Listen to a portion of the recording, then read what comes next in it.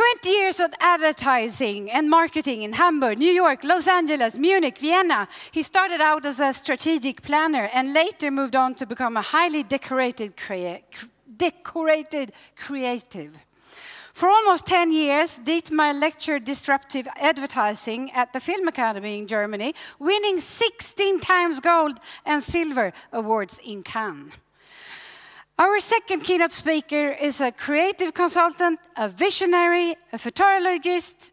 Det ordet är jättesvårt. Va? Google, hjälp mig.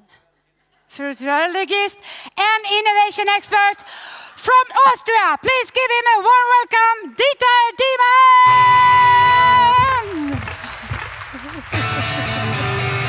Thank you, sorry. Thank you very much. I'm really excited to be here, and I noticed that you saw an awesome introduction of the planet Earth, and then the planet Earth before the awards, it became Stockholm, and then it became Mixx Awards, and it's wonderful and awesome to see the planet in space, but I have to tell you one thing, your solar system that you think is like that, in reality is not like this. It's not that the sun is in the center and the planets are moving around like clockwork and everything is perfect, right? And also your business system is not like this. It's not that the headquarters are in the center and all your clients and all your providers and the outlets and everything moves in perfect circles. That's also not the case, right? Nothing is like this. Nothing moves in circles and everything in reality is moving on. In reality, we are blasting through space at 72,000 kilometers an hour. In reality, the sun is in the center, blasting in ever new areas all the time, and the planets are trying to catching up constantly. In reality, everything is moving and everything is changing and everything is moving and changing if we like it or not. There's another friend of mine who lives on a planet, and that is not planet Earth, but planet Krypton. There it is. You can see it in a second. So you know this guy is Superman. And what happened to planet Krypton?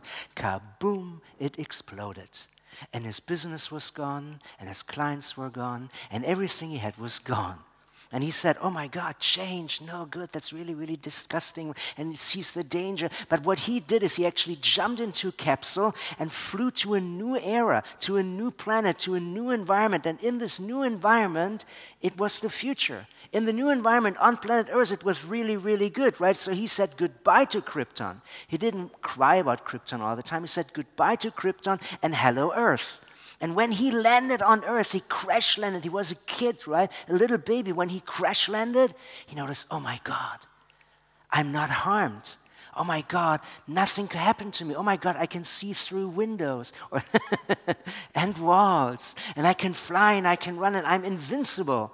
So on planet Earth, he was invincible. So the change gave him the power. On Krypton, Superman is a regular guy. If you go to Superman on Krypton and you say, hey, Superman, can you look through that wall? He said, how could I do that? Impossible. Can you lift that ship, throw it on top of a skyscraper? No way, can't do it, right? But on planet Earth, he could. And the problem, therefore, is not the new powers that he has. It's not the new things. He likes the new. He likes to run faster than a train. He likes to have digital all the time now and e-commerce and sell stuff online, right? He likes that. He has powers and he loves the new powers and the new opportunities, and especially the new opportunities from smartphones. Even if you're a superhero, now you can take selfies of yourself saving people, right? That's really, really awesome. And all the other superheroes do it, and it's wonderful. And then if your cape is broken, no problem, you can reorder it on the smartphone, and it's fantastic. But the problem is, if you like the smartphone and you still want to change your clothes in a phone booth, that's no good, because there are no more phone booths. There are no more phone booths because we now have smartphones. We have smartphones for everything. So the problem is not embracing the new. The problem is not that we like the new technology. The problem very often is saying goodbye to the old technology, and that is the problem. The old drains the power.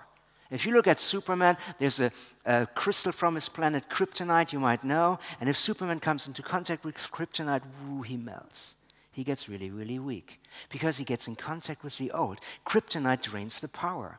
Analog drains the power. If everything is digital and all of a sudden you have some idiot who prints out his emails and puts them in the files and stores them somewhere, the entire chain is broken. And it completely drains the power. Old actions drain the power. Old thinking drain the power. Old technology drains the power. So the change doesn't necessarily only mean embracing the new, being happy that you have new opportunities, that you can run faster than before. Change often means saying goodbye to the old. leaving the old behind. And that's a big, big problem. Leaving the old behind. If you're Clark Kent like this, you have all the powers that Superman has, right? But you don't show them. You work as a journalist, you go to Daily Planet, you make coffee, stuff like that. And you have certain technologies that you like, but you have to leave them behind if you want to be Superman. One of the technologies that maybe Clark Kent likes might be his tie. It's a technology that he totally understands. You wake him up 3 a.m. in the morning, can you make a tie? Yes. Boom. Done, right? Can you fill out this order form? Boom. Can you send this fax, let's say, to the client? Yes, done 1,000 times. So he knows it, he understands it, he loves it. And the thing is that his tie is not just his tie. A friend of his gave it to him, and not just any friend, Lois Lane. So he has to go to Lois Lane and say, Lois, as Superman, I will never, ever wear your tie again. And what does Lois say when he says, I will close down your division? We will not print analog stuff anymore, no more flyers. What does she say? She says, no way, can't do that. Don't you love me? I mean, we always did it. This is against me. Don't you respect what I did for 20 years? I selected the tie for you. I gave that tie to you, and you were happy. And now you want to ditch me? Now you want to close down my company? Now you want to close down my division? That's not fair. But Superman knows he has to do it, because if he doesn't do it, an evil guy comes, grabs him by the tie, and goes boom. And then Lois says, come on, wear it as a belt, use it somehow. And Superman knows, no, I can't. I can't do that. And it's not just stuff that he loves. It might be stuff that is very, very, very, very expensive, like John Lobb shoes, custom-made, handmade, 6,500 pounds. And they're just 1 week old, brown leather. But as Superman, he has to wear red boots, right? So he goes to his finance guy and says, hey, I have to get rid of the investment you just made, 4,500 pounds or 5,500 pounds. Let's get rid of it. And the finance guy says, are you whacked? You can't do that. Wait a couple of years. We just invested in this technology. We just put so much money in the shoes or in the new servers or in the other things we just invested stuff in. Just wear them for a while, 4 years, 5 years, 6 years. Wait till they're tax deducted, and then you can have them. And Superman knows he can't do that. And there's a million of things that he has where everybody says, no way. Everybody says no way. It's a wall of no way, and that's a brick wall. That's not a fluffy, duffy cotton candy wall, right? That's a brick wall. And only Superman is the only person who can break through that wall, and only he can say, you know what, I'll do it anyway. No matter what anybody says. No matter if I'm pissing people off because I'm closing down the divisions, or no matter if I'm shutting down big investments that are obsolete right now, no matter whatever your reasons, I'm breaking through that wall. And I'm going to break through that wall, and it's a no-way wall, and kaboom, it's a way wall. And that's a brick wall. That's not, as I said, it's not cotton candy. And you're wounded after that, and it hurts. It's a painful thing. And after you broke through the wall, after you broke, anybody of you broke through a wall and invented new, got new technology, you know, in the beginning, at the front of the wall, everything is clean. It's wonderful. Then you break through, boom, it's painful, and then there's all this rubble and dust and little mini stones, and you can't walk really well, right? So the programs and stuff don't work immediately. And only after a while, when you're in the new area, you can see, oh my God, I have opportunities without end. But in the beginning, the breaking through the wall is not easy. It is not easy. And it's not just the wall, it's that everybody's stonewalling. Everybody says, you can't do that, right? When Tesla was founded, and Elon Musk said, you know what? I'm going to put the electric vehicle outside of the golf course for people under 65. Everybody says, are you whacked?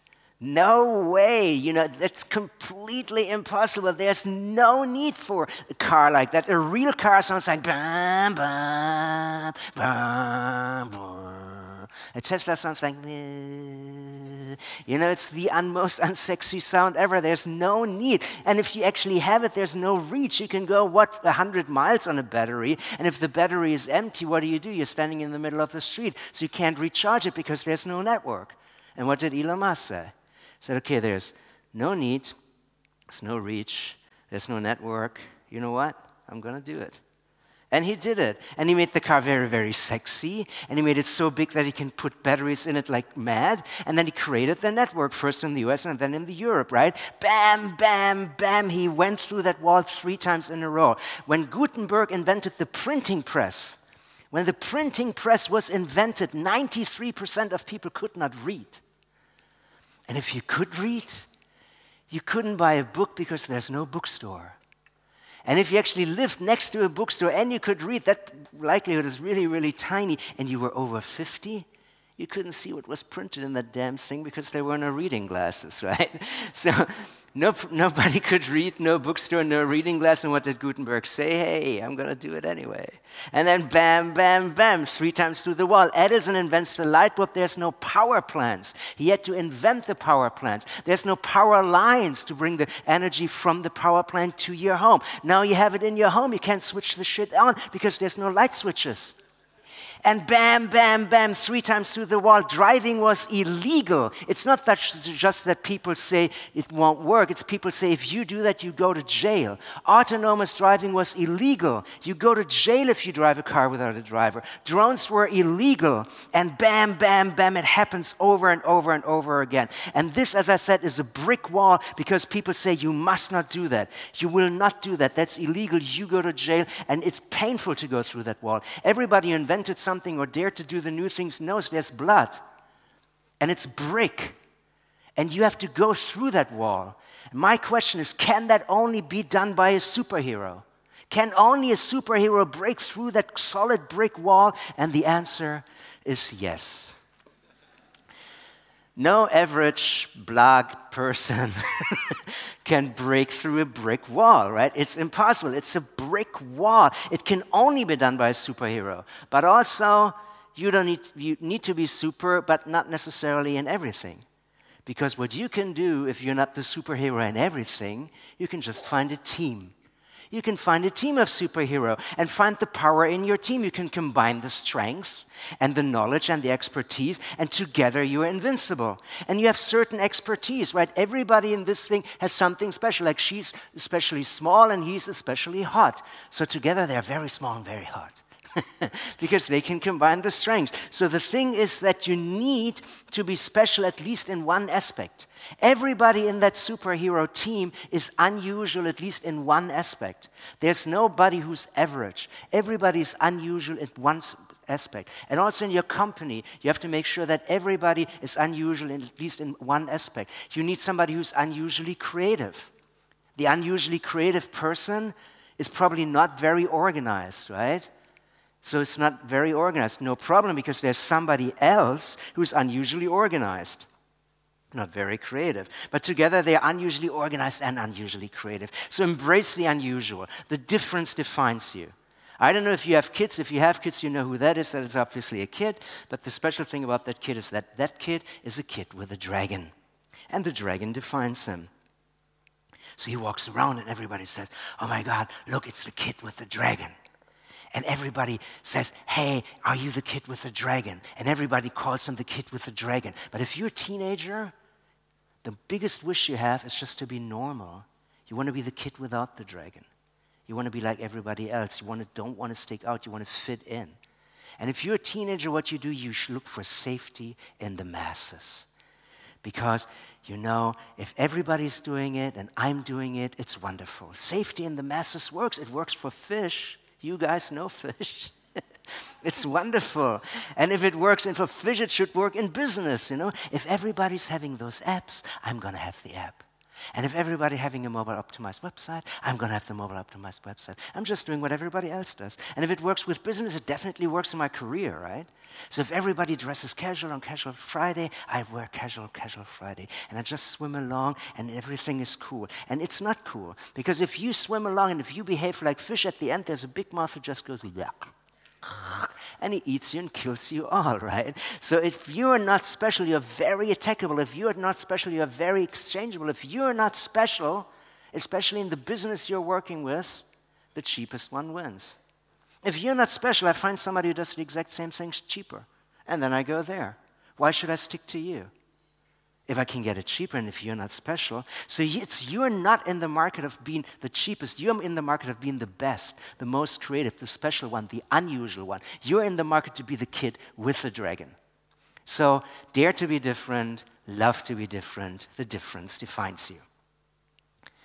Biggest challenge here, challenge number 1, is the power to actually get it done, to actually do this thing. There's research recently in the US, I think people that were 17, so college kids, were asked what they would like to be when they're grown up, right? So the research said, you can pick any job, and we're going to give you the job. What kind of job would you like to have? First job, the head of a major company. Private jets, luxuries, like all you have. Penthouses, limousines, chauffeurs, right? Second job, Navy SEAL, kicking indoors, killing people, being really tough, right? Tattoos, ha, ha, ha, ha, ha. United States senators, this is right, this is wrong, you go to jail, I pardon you, awesome power, right? President of a university, cutting edge research, young kids, young girls, young men, young transgenders, everything you want. Fantastic. Or assistant to a celebrity. Assistant to a celebrity, picking up Miley Cyrus's trash. Opening the door for Justin Bieber. Awesome. So what did the people want to be? Assistant to a celebrity. 43% wanted to be the assistant to a celebrity. How come? Because they can brag about who they are working with.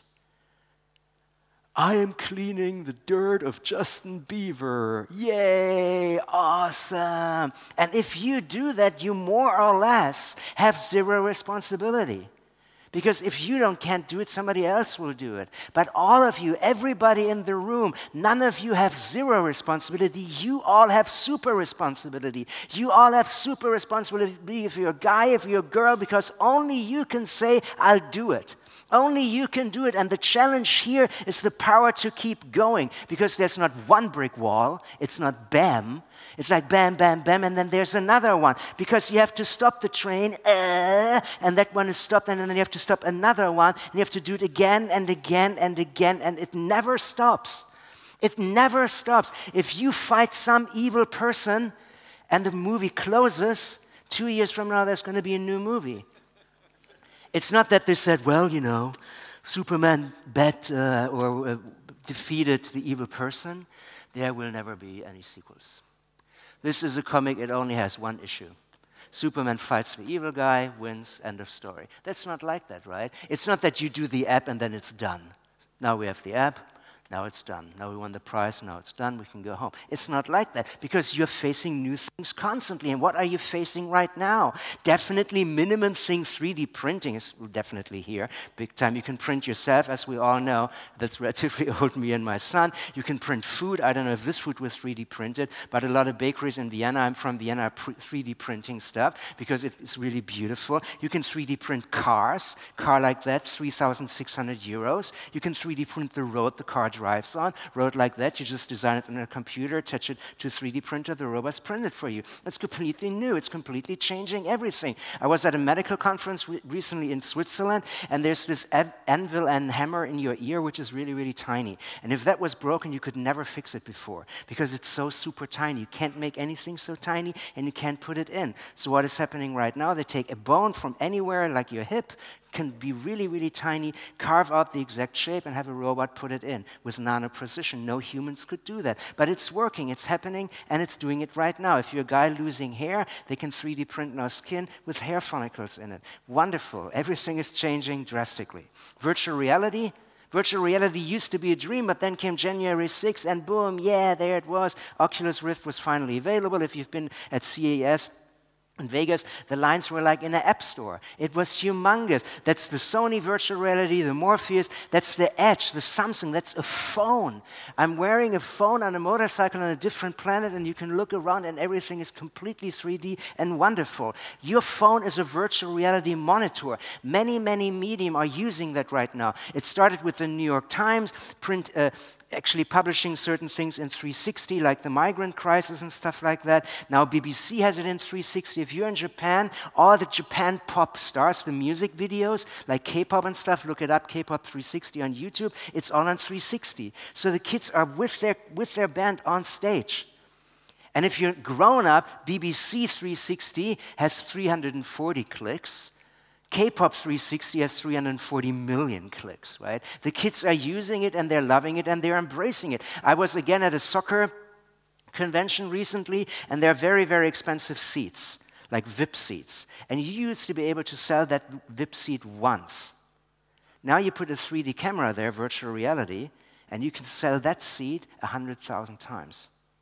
Because you just sell that access to a virtual reality system. And I can even sit next to my friend who might be in New York and watch the game with him together in full 360 and 3D. It's a complete change of business models. You can sell cars like that. You don't have to go to the store anymore. You can sell rooms like that. You don't have to go and look at it anymore. When I was a kid, I bought where I rented my first rooms, like 1 bedroom,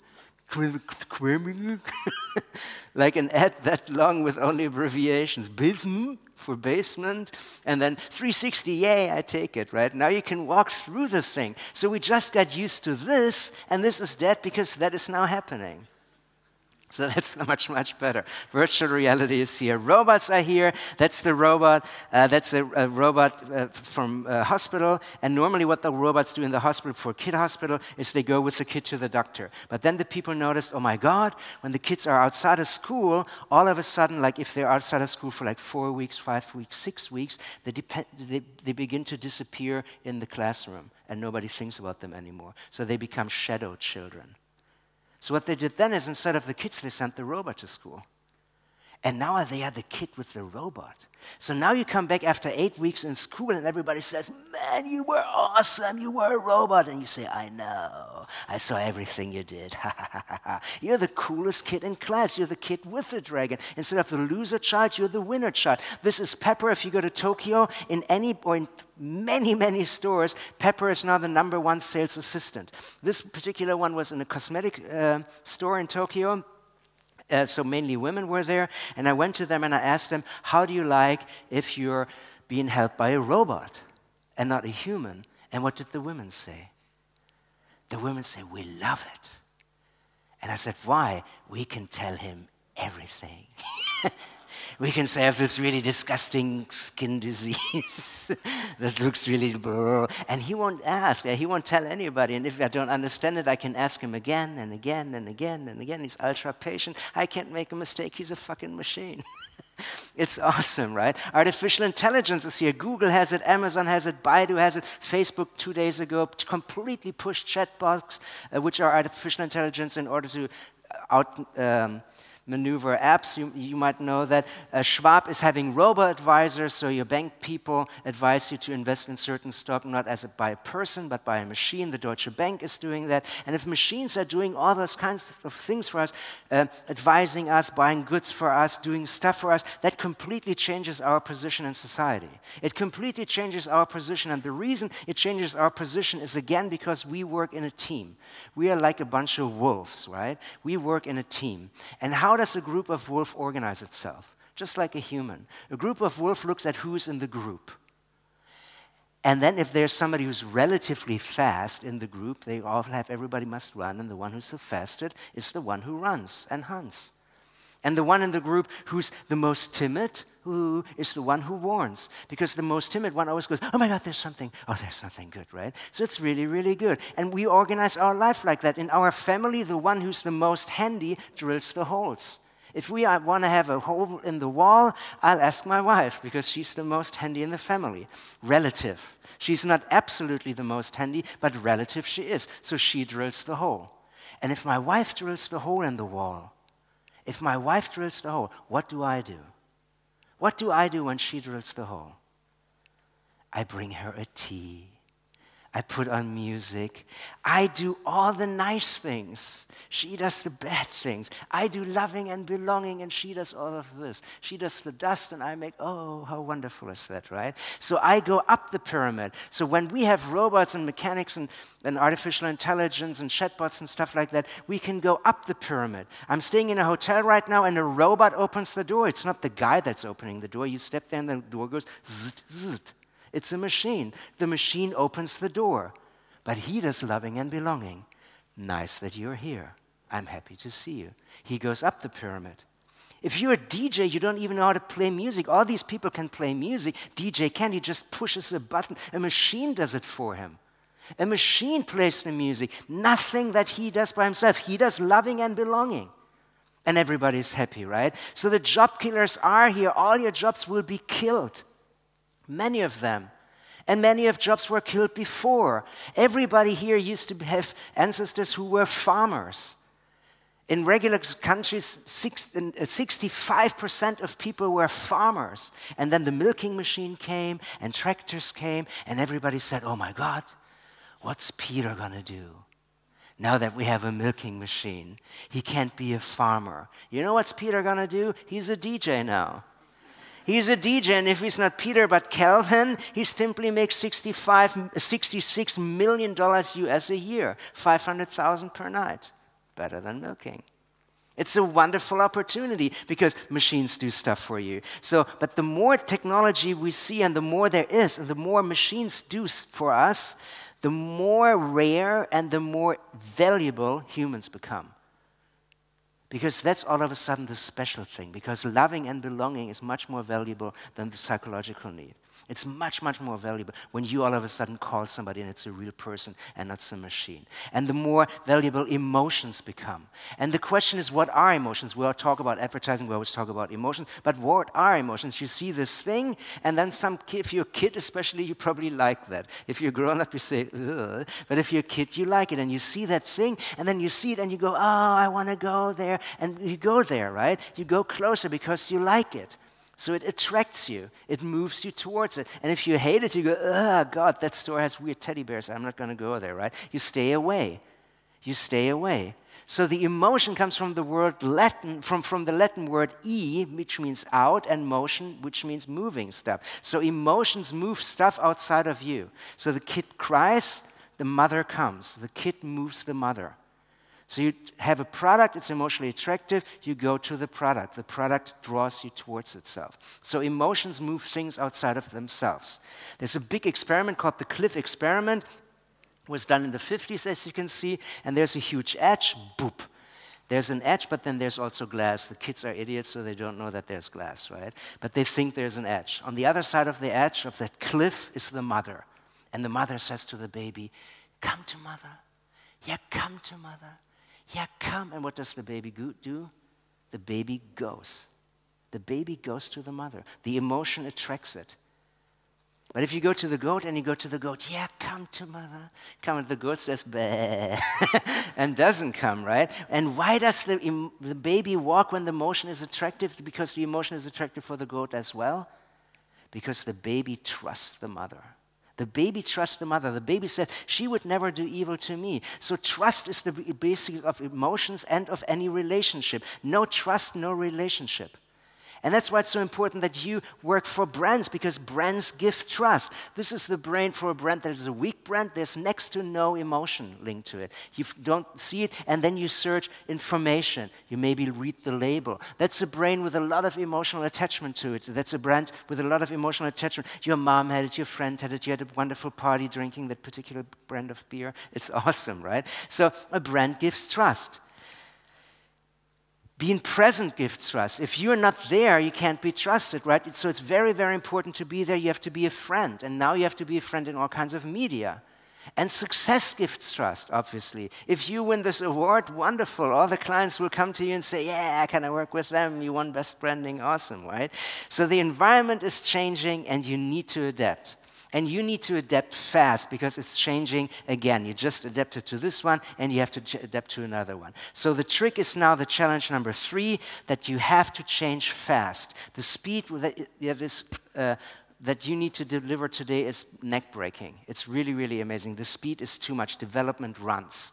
Development runs. And if you're a big company and you have a client who has a big company, the big companies want one thing. They want to stand like this with both feet on the ground and say, I rule the world. My roots are deep. I'm really strong. I'm a big tree with deep roots. What could happen to me? And then progress happens. And progress happens step by step by step. And all of a sudden you're left behind. So the minimum thing you need to do, just to keep up, is have one foot off the ground, and walk with progress. and just follow progress. And that's always 1 foot off the ground. But that's not fast enough because you're just walking. And you need to run. And running is this, right? Bam, bam, both feet off the ground. You can only run when you have both feet off the ground. And then you go to your boss and you say, hey, boss, we have both feet off the ground. What does the boss say? That's not good. We don't have both feet on the ground. We must have them on the ground. It's too dangerous. It's a minefield. We can explode. We have to have both feet on the ground, and then it's good. Or you go to a boss and you say, hey, we have both feet off the ground. And the boss said, awesome, we have both feet off the ground. Man, we are flying. We are flying. Nothing keeps us on the ground. It's fantastic. We can do whatever we want. The fact is the same. Somebody is scared and somebody sees the opportunity. The fact is that whatever you do, you have both feet off the ground. Because you didn't do it before. It's a wall and you don't know what's behind the wall. You have to break through it in order to just see it, right? That is a fact. And somebody feels scared and somebody love it. And now you heard me and you say, yeah, it's true for everybody, it's definitely true, it's true for all of them, but definitely not for me. In my business, it's different. With my clients, it's different. They would never go through a wall. They actually like the thing. We don't have to move. Both feet on the ground is much better, and we don't need to change. Virtual reality will pass. Robots, knick-knack, knick-knack. Not with me, because I'm a bakery, 3D printing. Yes, maybe with others, but not here. And that was written by a psychiatrist, Kahneman, Thinking Fast and Slow. We tend to exempt ourselves from examples. We love the status quo. Even if you're a Superman, you just love to hang out. It's much, much better. It's much more comfortable. You don't want to go through the wall. It's unpainful. It's much easier to just stand on a deck chair, right? And then somebody says, we need to change. And then what do the superheroes mean here? We need to change. Oh, they mean the others. And then we say, no, we mean you. And then they think, they said we mean you. They probably mean the others. And then we say, no. And then you say, the waves will pass. They won't keep saying that all the time. I just wait a while, 5 years from now, nobody's talking about chatbots anymore. It's going to be gone. Why should I invest my time right now? And also, only the small boats go with the waves, right? And I'm a really big boat. And what could happen to a big boat? Well, if the wave is big enough, boom, that could happen. It can still capsize. And the fact is that we simply do not like to learn. Nobody loves to go to piano lessons when you can't play the piano. And if you need to learn, you just cover the existing. You look at what the piano teacher does and copy his or her fingers. And that's what we do. Because we have mirror neurons.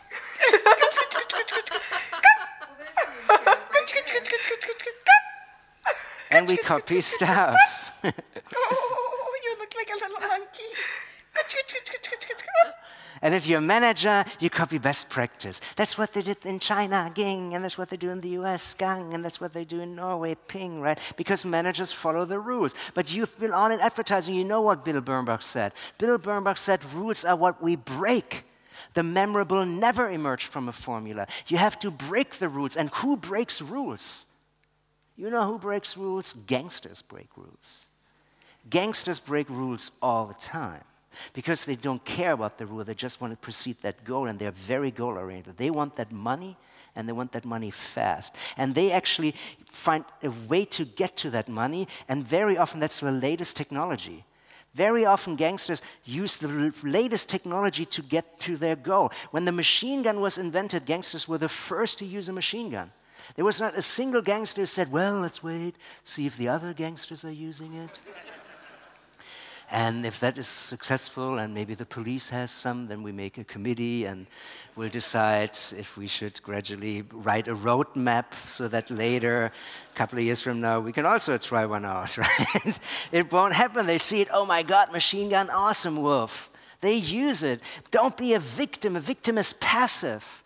A victim is just lying there doing nothing, and the victim is blaming others. I'm not doing anything. Marketing carried me there, you know? Accounting did that, you know, I'm not doing anything. And if you don't do anything, you will end up in a hole. You will end up in a hole. Bam, bam, bam. Thank you very much.